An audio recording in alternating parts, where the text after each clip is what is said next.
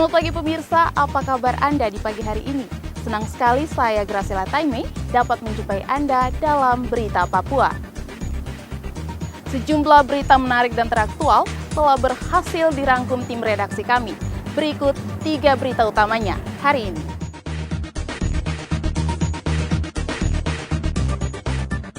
Seorang tentara gugur ditembak kelompok kriminal bersenjata di Kabupaten Yahukimo.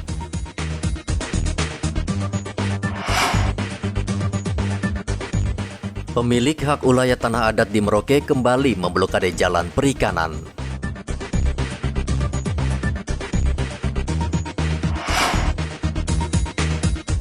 Hanya meraih 1 kemenangan dalam 12 pertandingan, pelatih Persipura Jayapura dipecat.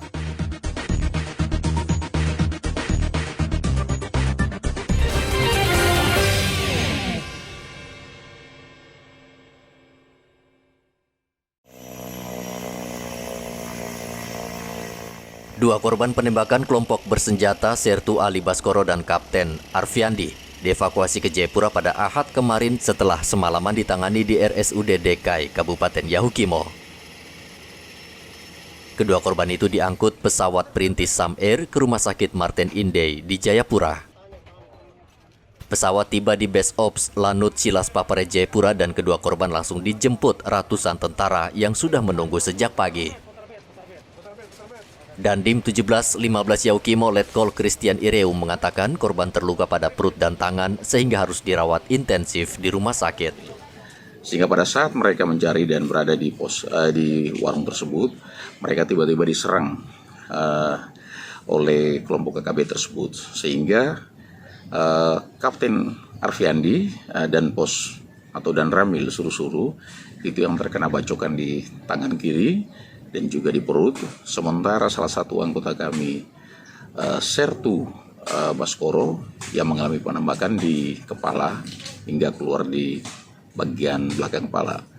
Perlu diketahui bahwa pada saat melakukan evakuasi tersebut, itu mereka masih melakukan penembakan terhadap heli yang kami charter dari Bovendigul. Tetapi semuanya bisa berjalan lancar, aman, sampai tiba di DKI. Itu sudah pukul 18.00, sudah sore, dan langsung dilarikan ke Rumah Sakit DKI. Sementara jenazah Sertu Ali Baskoro langsung diterbangkan ke daerah asalnya di Kendal, Jawa Tengah. Kelompok kriminal bersenjata menyerang Koramil Suruh-Suruh Yahukimo Sabtu lalu. Akibatnya seorang prajurit TNI Sertu Ali Baskoro gugur terkena tembakan. KKB pimpinan Tenius Wijangge masih menembaki helikopter yang saat itu sedang mengevakuasi korban dari distrik Suruh-Suruh, Kabupaten Yahukimo. Arthur melaporkan dari Jayapura, Papua.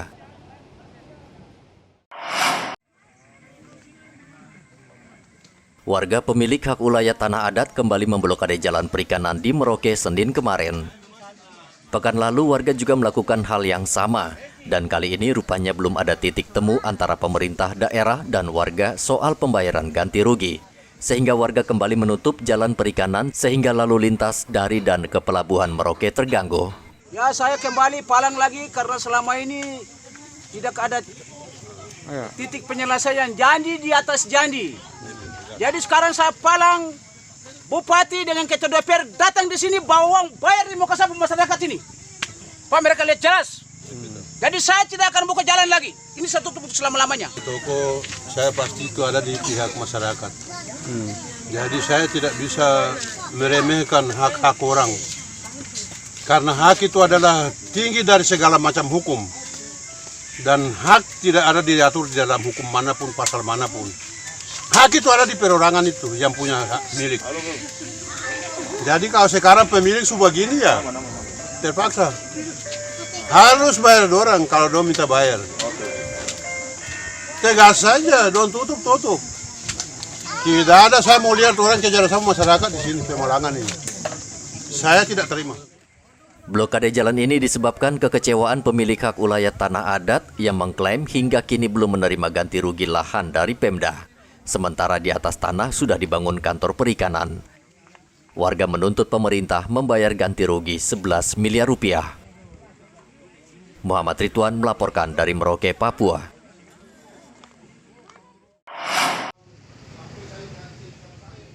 Satlantas Polres Merauke menghimbau pemilik kendaraan baik roda 2 maupun roda 4 yang disita saat razia segera mengambilnya di kantor polisi. Saat ini kendaraan yang masih berada di Mapolres Merauke berjumlah 700 unit sejak tahun 2018. Polisi menghimbau jika tidak diambil maka kendaraan tersebut akan dilelang. Polres Merauke menghimbau kepada masyarakat yang mempunyai atau pernah kendaraannya ditahan dari tahun 2018 ke bawah, silakan mengecek kendaraannya di kantor lalu lintas. Karena BBBB atau barang bukti ini supaya ada status yang jelas. Kalau memang tidak ada status yang jelas, akan kita disposal atau kita musnahkan. Nah, warga yang mau datang ngambil BB-nya ini kira-kira harus membawa apa, Bu Kasat? Yang jelas harus membawa STNK dan BPKB, bawa surat tanda kepemilikan kendaraan tersebut. Nah, untuk barang bukti yang ada sekarang ini, itu berada di sini sejak tahun berapa? Sudah lampau, dari 3 kasat sebelumnya pun sudah ada. Sudah ada ya? Jadi kami menghimbau karena keterbatasan tempat penyimpanan barang bukti daripada barang itu rusak dan ada kepemilikan, kita kalau memang bisa membawa suratnya akan kita kembalikan, kalau tidak ya kita akan disposal. Sejauh ini ada warga yang datang untuk mengambil pemiliknya? Sejauh ini belum ada. Belum ada ya? Selain itu, warga juga diminta segera melunasi denda. Lalu dengan membawa bukti pembayaran di bank, pemilik langsung bisa mengambil kendaraannya. Ratusan kendaraan hasil razia ini menumpuk di Mapolres Merauke sehingga halaman Mapolres menjadi sempit. Muhammad Ridwan melaporkan dari Merauke, Papua.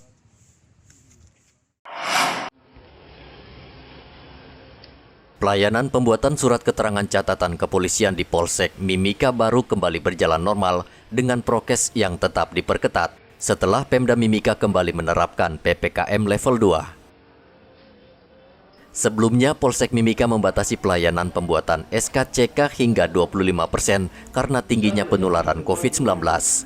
Warga juga wajib sudah divaksin minimal 1 kali, jika belum maka polisi tidak akan melayani mereka. Khusus SKCK di Polsek ini, saat ini mengingat masa pandemi memang kita penerapan PPKM level 2. Artinya level 2 itu ada sedikit pelonggaran terhadap pelayanan publik dalam hal ini yang mengurus SKCK. Tetap kita layani. Yang penting kita juga tetap melaksanakan protokol kesehatan. Ya, walaupun kelihatan ramai, tapi kita sudah terapkan prokes duduk tidak boleh terlalu rapat dan sebagainya, dan wajib masker, wajib pakai masker, sehingga pelayanan tetap kita optimalkan. Jadi kami dari Intel dengan staf SKCK secara maksimal dari jam 8 setengah 9 pagi sampai jam yang sudah ditentukan yaitu jam 13.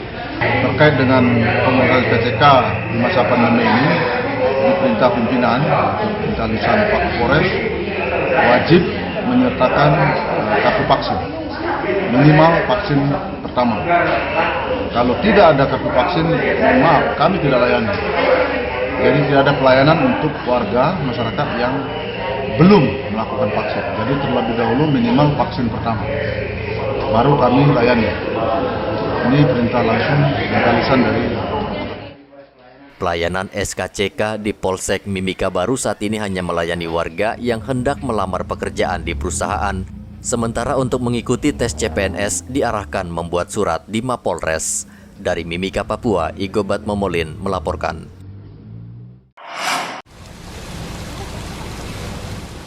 Jumlah kasus COVID-19 di Jayapura terus menurun. Salah satu bisa terlihat di RSUD Dok 2 Jayapura. Pasien COVID-19 yang dirawat hanya tinggal 1 orang sejak sepekan terakhir dan saat ini sudah dinyatakan sembuh. Sebelumnya RSUD Jayapura ini dipenuhi pasien COVID-19. Penerapan PPKM yang ketat serta vaksinasi massal yang gencar menjadi salah satu faktor menurunnya kasus COVID-19 di Papua. Saat ini manajemen rumah sakit untuk sementara waktu bisa mengalihkan tempat tidur dan ruangan untuk pasien umum. Pasien hari ini pasiennya sudah tidak ada. Saat ini pasien tidak ada kosong ya, di rumah sakit.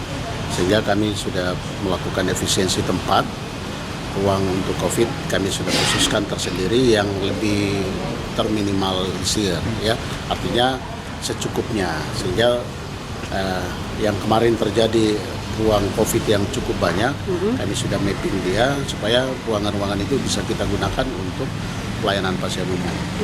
Tentunya kelangkaan tempat tidur yang terjadi di rumah sakit kami bisa tereliminir karena kami mengurangi itu tadi jumlah tempat tidur untuk pasien COVID. Tetapi untuk pasien COVID kita tetap predikan untuk perawat inap, ruang isolasi, dan ICU.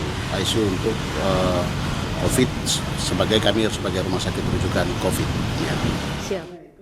RSUD Jayapura saat ini dijadikan rumah sakit rujukan di Papua untuk pasien COVID-19.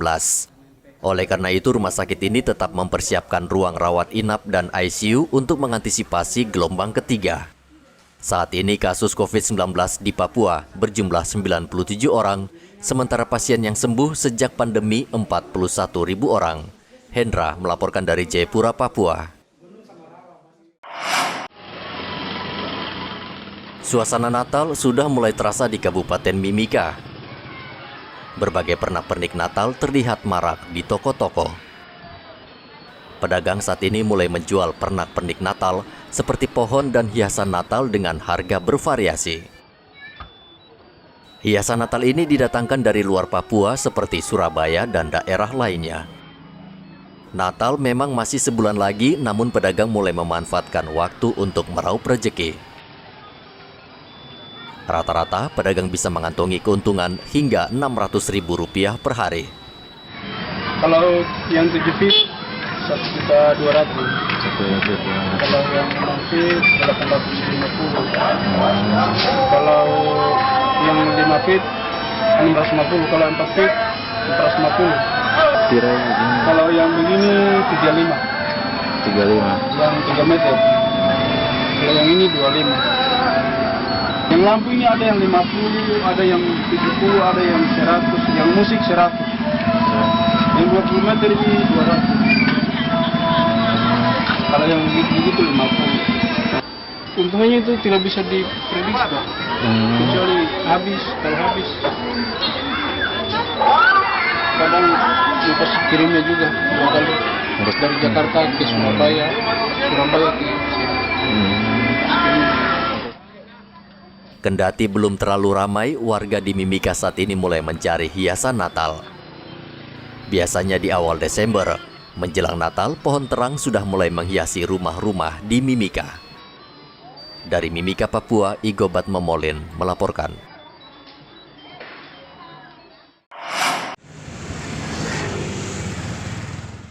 Jumlah warga Merauke yang mengurus SIM saat ini meningkat.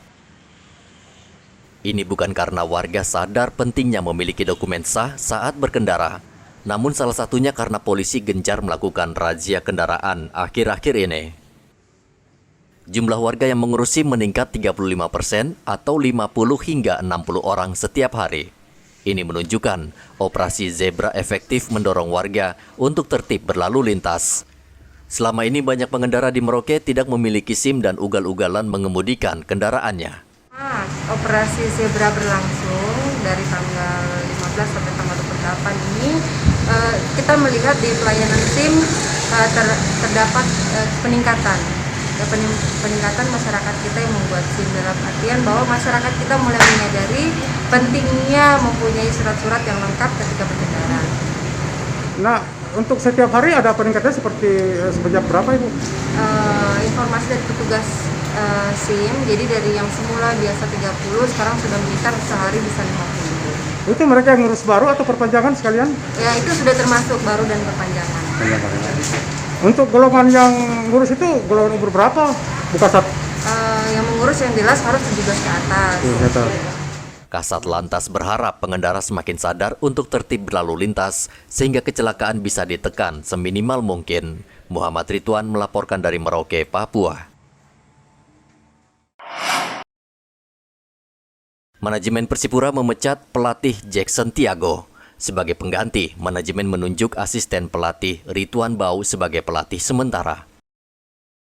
Rentetan hasil buruk yang dialami tim Mutiara Hitam di Liga 1 musim 2021 menyebabkan manajemen Persipura kehilangan kesabaran sehingga memutuskan mengganti Jackson F. Tiago yang telah menangani Persipura sejak tahun lalu. Selain Jackson Tiago, manajemen juga memecat pelatih fisik Bruno Araujo. Kedua pelatih asal Brasil tersebut dinilai gagal mengangkat performa tim berjuluk Mutiara Hitam yang saat ini terbenam di dasar klasemen. Ketua Umum Persipura Jayapura Ben-Hur Tommy Mano menjelaskan pemecatan ini dilakukan setelah menggelar pertemuan dengan kedua pelatih dan sepakat untuk mengakhiri kerjasama. Ben-Hur mengatakan saat ini mereka mengincar sejumlah pelatih asing, namun diutamakan pelatih yang sudah malang melintang di Indonesia dan bisa segera menyelesaikan diri dengan kompetisi. Persipura telah melakukan rapat secara resmi dan tidak lagi memakai Jackson sebagai pelatih, dan kami menunjuk pelatih sementara adalah Ridwan Bang.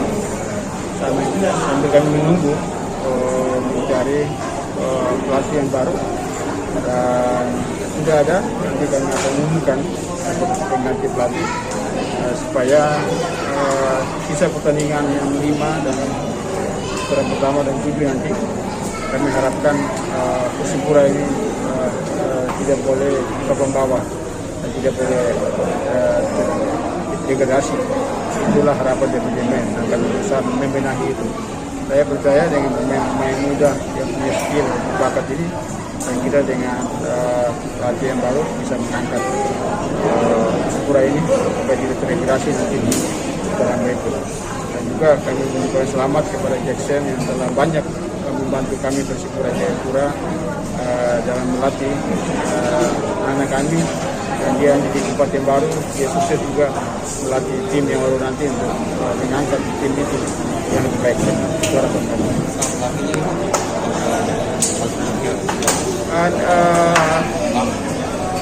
Ada pasti asing kita. Ya, kalau ada daerah kan sudah tentu paket dengan Jackson, ya mungkin kami melatih Persipura Jayapura. Kami akan cari, dan itu punya lisensi yang diatur juga oleh Presiden. Ya, kita tidak bisa ambil pelatih dari luar, tapi sudah diatur oleh PSSI mana yang layak. Asing yang sudah pernah melatih di Indonesia. Betul. Dalam 12 laga pertandingan, Persipura hanya memetik 1 kemenangan, 2 imbang dan 9 kali kalah. Akibatnya Persipura berada di peringkat ke-17 klasemen. Manajemen berharap di bawah kepemimpinan pelatih baru Persipura bisa bangkit dan keluar dari zona degradasi. Arthur melaporkan dari Jayapura, Papua. Buku adalah jendela dunia, namun minat baca di Merauke masih jauh dari yang diharapkan, salah satunya karena tidak ada perpustakaan yang layak. Ini bisa terlihat dari perpustakaan sekolah di Merauke.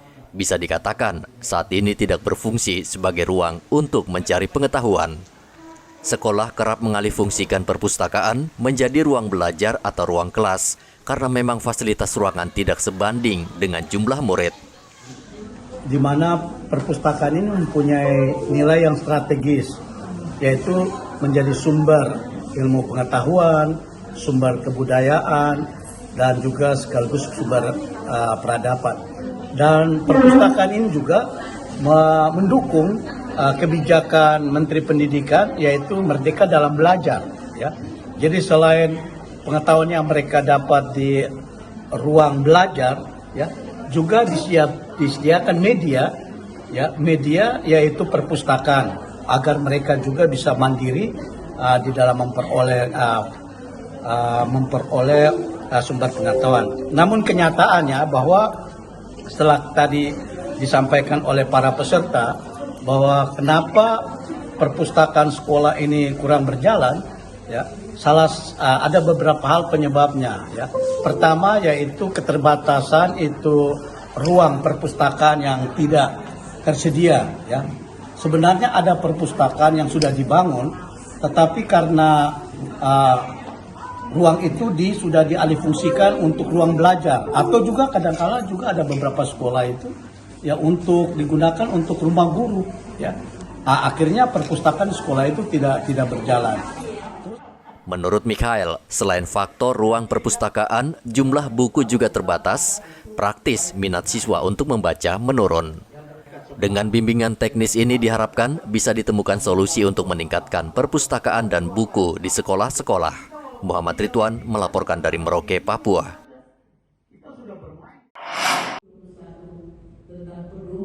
Pemda Merauke menggelar sosialisasi aplikasi perizinan satu pintu yang digelar di salah satu hotel di Merauke Senin kemarin.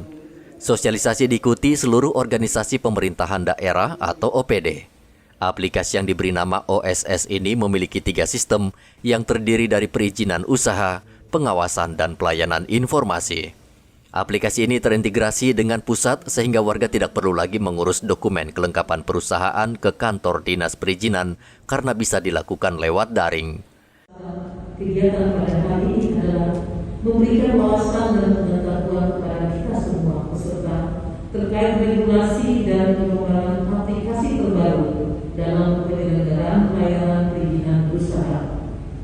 Yang kedua, terlaksananya sinergitas para pemangku kepentingan lintas OPD dan dunia usaha dalam penyelenggaraan layanan perizinan usaha berbasis risiko di Kabupaten Merauke. Ketiga, tersedianya sumber daya manusia dalam implementasi regulasi dan aplikasi OSS RBA serta terwujudnya kemudahan berusaha di Kabupaten Merauke.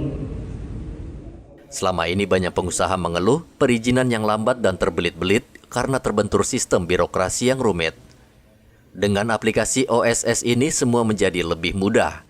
Bila hasil verifikasi OPD sudah lengkap, maka lembaga OSS yang berkedudukan di Kementerian Investasi akan segera menerbitkan perizinan berusaha sesuai dengan permohonan yang diajukan pengusaha. Muhammad Ridwan melaporkan dari Merauke, Papua.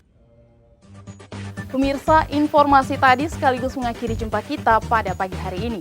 Saya Graciela Taime, mewakili kerabat kerja yang bertugas menyampaikan terima kasih, selamat beraktivitas, sampai jumpa. Wanyambe.